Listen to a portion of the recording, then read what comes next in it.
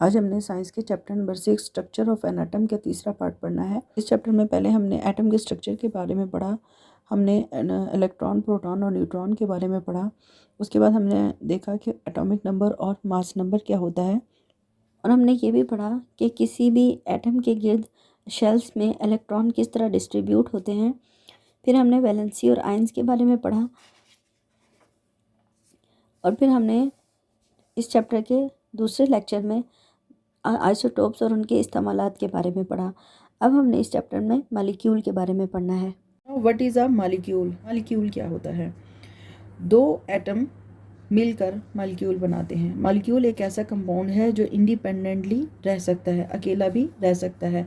इसको मज़ीद स्टेबल होने की ज़रूरत नहीं होती। फॉर एग्जांपल H2, ये हाइड्रोजन का मॉलिक्यूल है जो दो हाइड्रोजन एटमों के मिलने से बना है। A molecule is the smallest particle of an element or compound that can exist independently and show all the properties of that element of compound.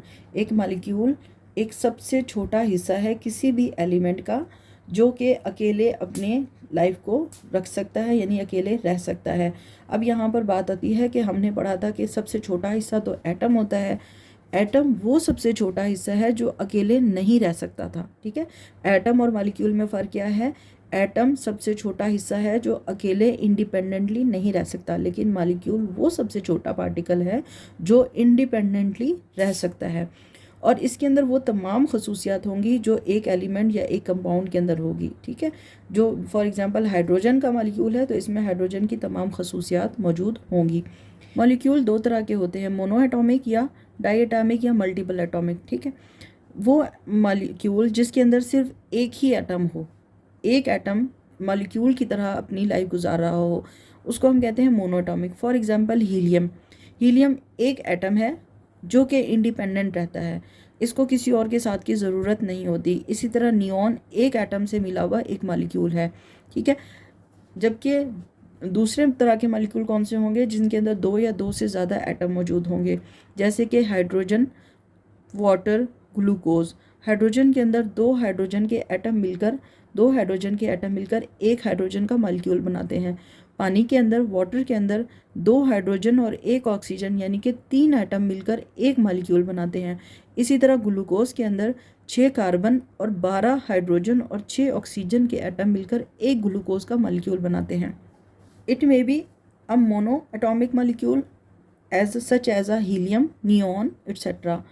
ये मोनो एटॉमिक भी हो सकते हैं, यानी कि एक ही एटम से मिलकर बने हुए मॉलिक्यूल भी हो सकते हैं, जैसे कि हीलियम और नियॉन, या फिर दो या दो से ज़्यादा एटम मिलकर एक मॉलिक्यूल भी बना सकते हैं, जैसे कि पानी, हाइड्रोजन और ग्लूकोज। मॉलिक्यूल के अंदर, किसी भी मॉलिक्यूल के अंदर एटम एक जैसे भी हो सकते हैं या मुख्तलिफ भी हो सकते हैं। एक जैसे एटम मिलकर भी मॉलिक्यूल बनाते हैं, जैसे कि ऑक्सीजन, नाइट्रोजन और क्लोरीन। ऑक्सीजन के अंदर भी दो ऑक्सीजन के ही एटम हैं, नाइट्रोजन के अंदर भी दो नाइट्रोजन के ही एटम हैं, क्लोरीन के अंदर भी दोनों क्लोरीन के ही एटम हैं।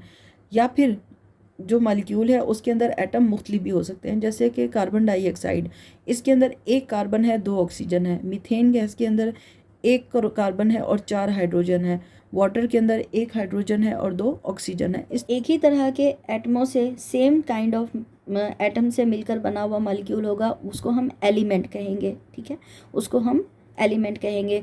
और जो मुख्तलिफ किस्म के एटमों से मिलकर बना हुआ मॉलिक्यूल होगा उसको हम कंपाउंड कहेंगे। ठीक है, एक्टिविटी है right the number and types of atom present in each of the following. ये नीचे आपको 4 कंपाउंड्स दिए गए हैं, इनके अंदर एटमों की तादाद आपने लिखनी है। फॉर एग्जांपल यहाँ पर आपको कार्बन टेट्राक्लोराइड दिया गया है, जिसमें आपने ये बताना है कि इसमें दो तरह के एटम है, कार्बन और क्लोरीन।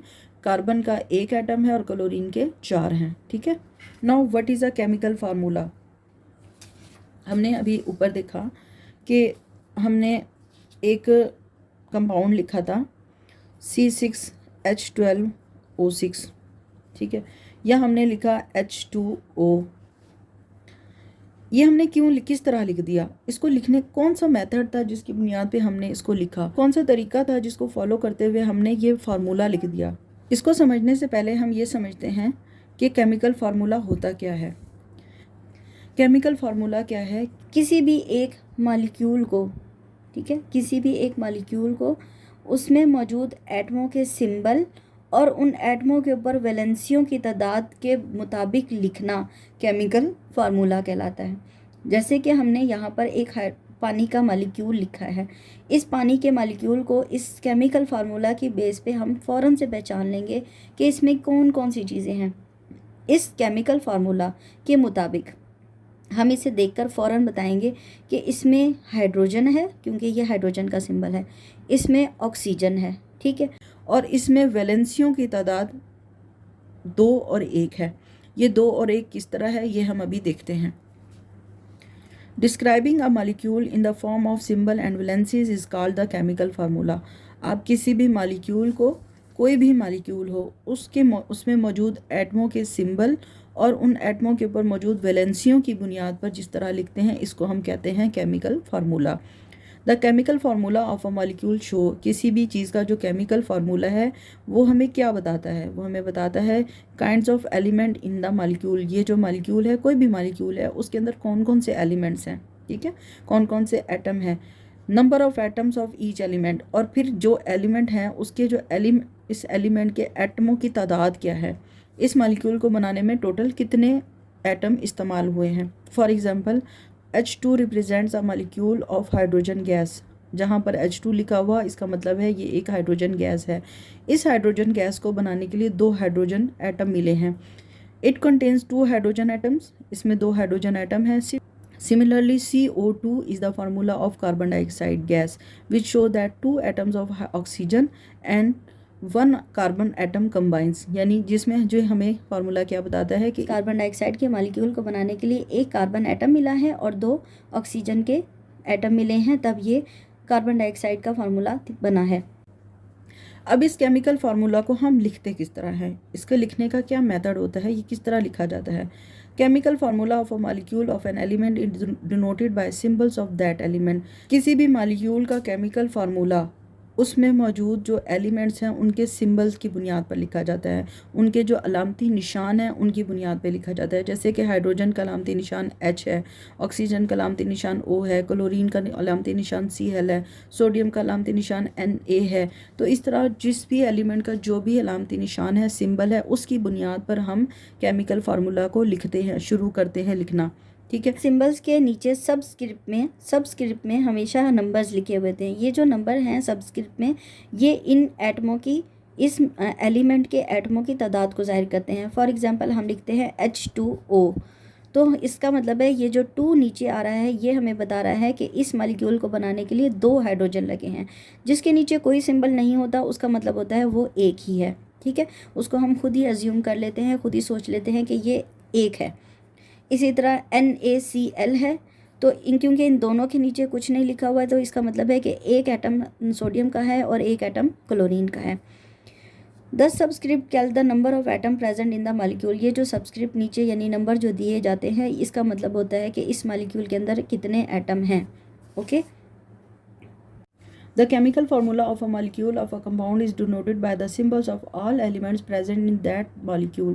किसी भी मॉलिक्यूल का जब आप केमिकल फार्मूला लिखते हैं तो उसमें जितने भी एलिमेंट हों, उनके जितने एटम हों, उनके अपने सिंबल लिखने होते हैं, ठीक है। जितने भी एलिमेंट हैं, जैसे कि यहाँ पे आपको एग्जांपल में दिया हुआ है H2O, तो इसमें 2, एक हाइड्रोजन और एक ऑक्सीजन है, तो इन दोनों एलिमेंट्स के हमने सिंबल लिख दिए हैं, ठीक है। जिस तरह ये मीथेन है CH4, तो यहाँ पर कार्बन और हाइड्रोजन है, तो हमने दोनों के सिंबल लिख दिए हैं। A subscript is given when 2 or more atoms of an element are present. अगर 2 या 2 से ज़्यादा एटम हों तो उनके नीचे फिर हम नंबर लिखकर बताते हैं। जैसे यहाँ पर 2 हाइड्रोजन एटम है तो हमने ये लिख के बताया है कि यहाँ पर 2 एटम हैं। इसी तरह यहाँ पर मीथेन में 4 हाइड्रोजन एटम है, तो इसलिए हमने नीचे नंबर लिखा है ताकि पता चले कि इस मालिक्यूल के अंदर हाइड्रोजन के 4 एटम है। अगर हम ये नंबर ना लिखें तो हमें कैसे पता चलेगा कि कार्बन की तादाद कितनी है और हाइड्रोजन की तादाद कितनी है। तो इसलिए ये बताने के लिए कि इस मालिक्यूल के अंदर किस एलिमेंट के कितने एटम हैं, हम उन एटमों की तादाद नीचे लिख देते हैं। When no subscript is given, the number of atom is assumed as was. अगर आपका नीचे कोई नंबर नहीं लिखा हुआ जैसे कि यहाँ पर, तो फिर इसका मतलब यह है कि आपका जो एटम है वो एक ही है। How to pronounce a formula. आप अगर एक फार्मूला लिखा हुआ है तो आप उसको कैसे बोलते हैं, आप इसको बोलते हैं, जैसे ये हम वाटर का लिखा हुआ है, हम इसे बोलेंगे H2O। जिसके नीचे कुछ नहीं है उसको हम अकेला बोलेंगे, जिसके नीचे जितने नंबर हैं हम 7 नंबर बोलेंगे। फॉर एग्जांपल यहाँ पर देखें C12H22O11, ठीक है। आपने सिंबल बोलना है, 7 नंबर बोलना है, फिर सिंबल बोलना है, फिर नंबर बोलना है, फिर सिंबल बोलना है, फिर नंबर बोलना है, ठीक है। इसी तरह CH4, ठीक है, NH3,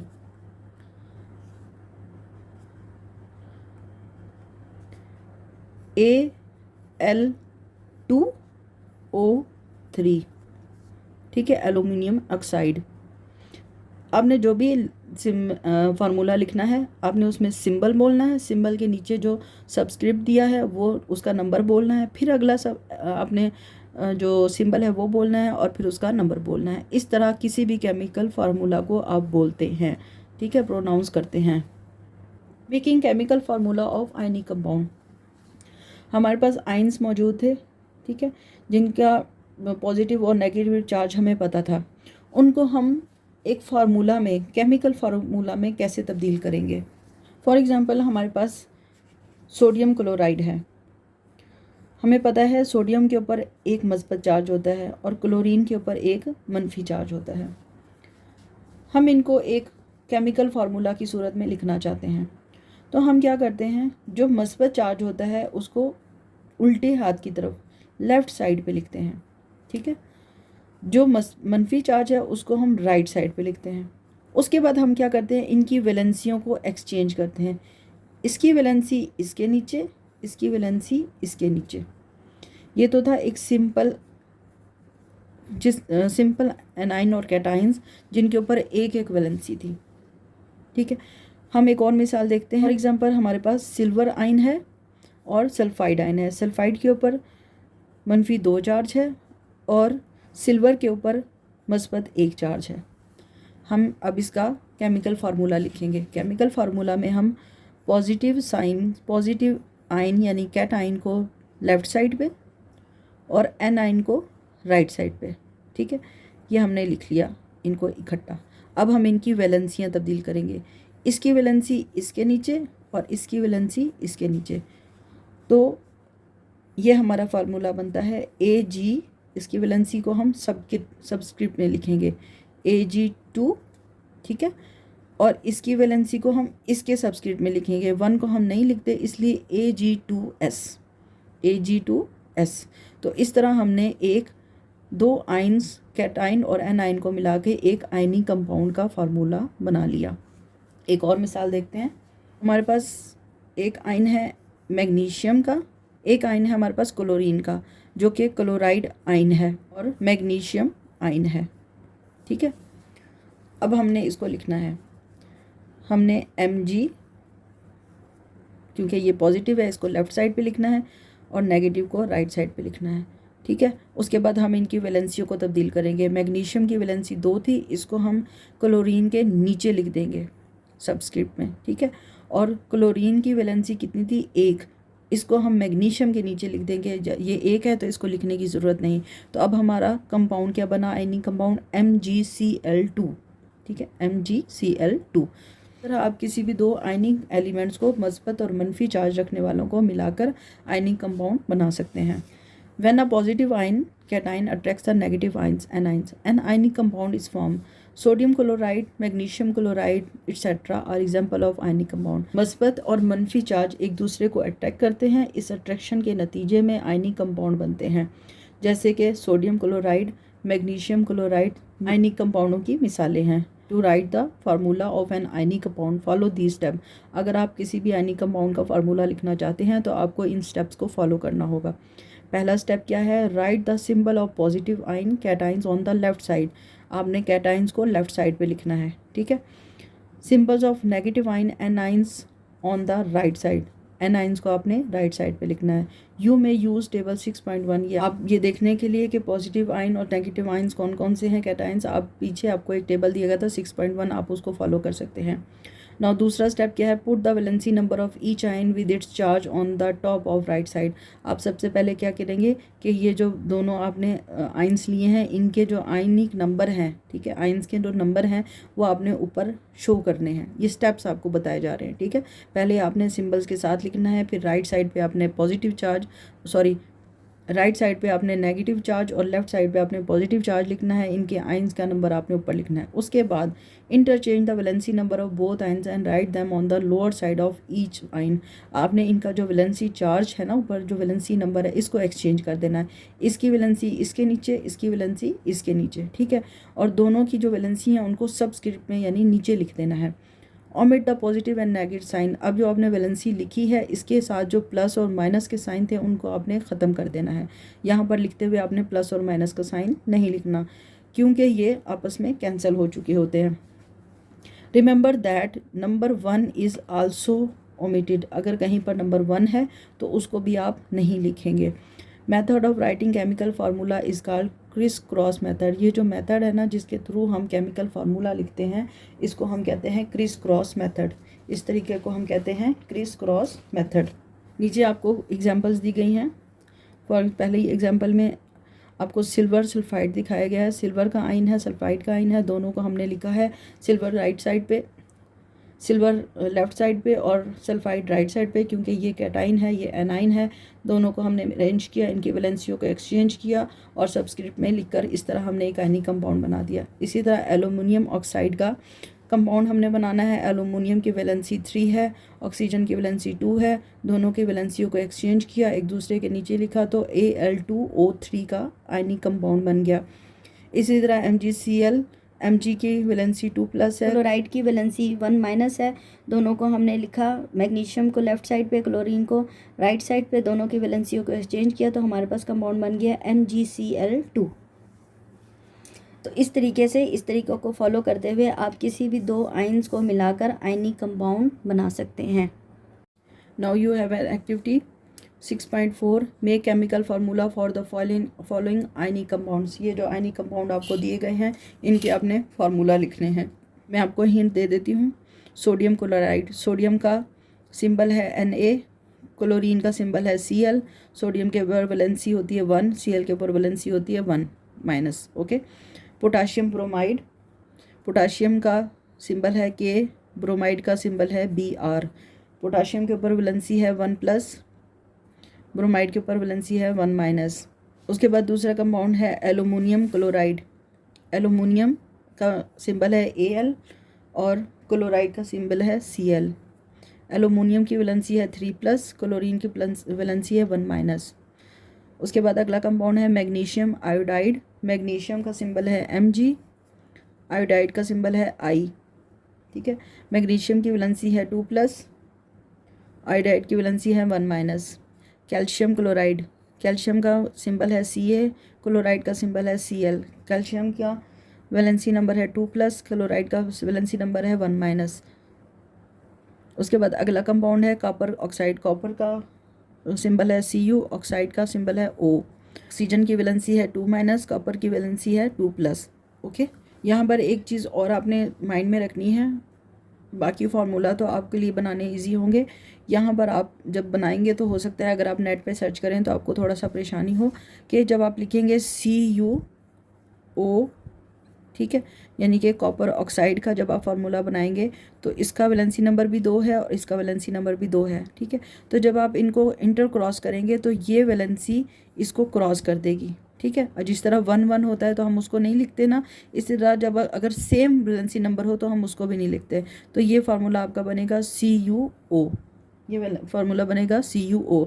अगर डिफरेंट होगा तो हम उसको लिख देंगे, जैसे कि CaCl है, ठीक है, तो हम इसको लिखेंगे CaCl2, ओके। लेकिन यहाँ पर क्योंकि दोनों का वैलेंसी नंबर बराबर है इसलिए हम इसके आखिर में जो कंपाउंड बनेगा उसमें वैलेंसी नंबर शो नहीं होगा, क्योंकि दोनों वैलेंसियाँ एक दूसरे को क्रॉस कर देंगी। Now what is the law of constant composition. एक scientist, French scientist Joseph Proust जो है उसने 17वीं सदी में हमें ये बताया था कि जो जितने भी एलिमेंट्स हैं ना, ये जितने भी कंपाउंड्स हैं, इनका जो फार्मूला है या इनकी जो साख्त है ना, वो हमेशा एक जैसी रहती है। यानी कि फॉर एग्जांपल अगर पानी है, पानी का जो मालिक्यूल है उसका मालिक्यूलर फार्मूला हमेशा एक ही रहेगा, चाहे आप कुएं से पानी ले लें, चाहे तालाब से ले लें, चाहे समंदर से ले लें या दरिया से ले लें। पानी की जो साख्त है, जो उसका केमिकल फार्मूला है, वो हमेशा वही रहता है, वो तब्दील नहीं होता। Composition refers to the type and number of atom present in a substance. किसी भी चीज़ की कंपोजिशन यानी उसकी जो बनावट है वो ये जाहिर करती है कि उसमें एटमों की तादाद क्या है और एटमों की किस्म कौन सी है। In the late 17th, a French scientist Joseph Proust studies the chemical compounds and present the law of constant composition। उन्होंने केमिकल कंपाउंड्स के बारे में स्टडी किया जोसेफ प्राउस्ट ने, और उन्होंने हमें लॉ ऑफ कांस्टेंट कंपोजिशन दिया। लॉ ऑफ कांस्टेंट कंपोजिशन क्या है? अगर आपसे कोई पूछे what is a law of constant composition, तो आप क्या बताएंगे? द लॉ स्टेट्स दैट, इस लॉ के मुताबिक composition of a compound is always the same regardless of how the compound was made और ऑब्टेन। इस लॉ के मुताबिक किसी भी कंपाउंड की कंपोजिशन यानी उसकी साख्त हमेशा एक जैसी रहती है। इस बात से कोई फ़र्क नहीं पड़ता कि वो कंपाउंड आपने कैसे बनाया और कहाँ से हासिल किया। ठीक है, पानी आपने लेबॉर्ट्री में बनाया या वो पानी आपने नहर से लिया, दरिया से लिया, समंदर से लिया, इससे कोई फ़र्क नहीं पड़ता। जैसे जो पानी का केमिकल फार्मूला है, जो उसकी साख्त है, वो हमेशा वही रहेगी। Water can be obtain from many sources, river, well, sea, but its composition is always the same. आप पानी को कहीं से भी हासिल करें, चाहे दरिया से, कुएं से, समंदर से, इसका जो कंपोजिशन है, जो इसकी साख्त है, वो हमेशा एक जैसी रहेगी। There are 2 atoms of hydrogen and 1 atom of oxygen present in its molecule. इसके मॉलिक्यूल के अंदर हमेशा 2 एटम हाइड्रोजन के होंगे और 1 एटम ऑक्सीजन का होगा। इसी तरह बिल्कुल इसी तरह कार्बन डाइऑक्साइड के फार्मूला के अंदर 1 एटम कार्बन का और 2 एटम ऑक्सीजन के होंगे। Carbon dioxide CO2 is produced in a number of way, but its one molecule always consists of 1 carbon atom and 2 oxygen atom. इसके मॉलिक्यूल के अंदर हमेशा 1 कार्बन एटम और 2 ऑक्सीजन के एटम होंगे।